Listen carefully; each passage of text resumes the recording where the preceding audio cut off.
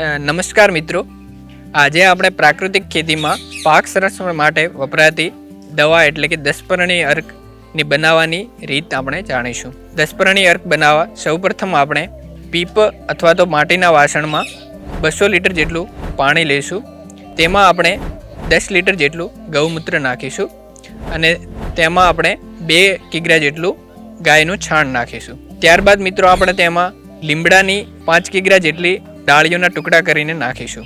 તેમજ તેમાં આપણે 2 કિગ્રા જેટલું કરજના પાન, 2 કિગ્રા જેટલા જામફળના પાન, 2 કિગ્રા જેટલા સીતાફળના પાન, 2 કિગ્રા જેટલા બીલીના પાન, 2 કિગ્રા જેટલા ધતુરાના પાન, 2 કિગ્રા જેટલા એરંડાના પાન, 2 કિગ્રા જેટલા આંબાના પાન, 2 કિગ્રા જેટલા બાવચીના પાન, 2 કિગ્રા જેટલા તરોટના પાન, 2 કિગ્રા જેટલા જાસૂદના પાન, 2 કિગ્રા કરણના, 2 કિગ્રા મઢારના, 2 કિગ્રા બાવળના, 2 કિગ્રા બોરના, 2 કિગ્રા દેશી કારેલાના પાન અને 2 કિગ્રા જેટલા ગલગોટાના ટુકડા નાખીશું.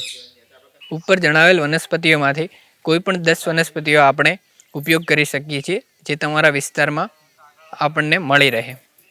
ત્યારબાદ મિત્રો આપણે આ મિશ્રણમાં અડધોથી 1 કિગ્રા જેટલો ખાવાની તમાકુનો પાવડર, અડધો કિગ્રા જેટલો આપણે તીખા મરચાંની ચટણી અને 200 ગ્રામ જેટલી સૂંઠનો પાવડર અને 500 ગ્રામ હળદરનો પાવડર મિક્સ કરીશું.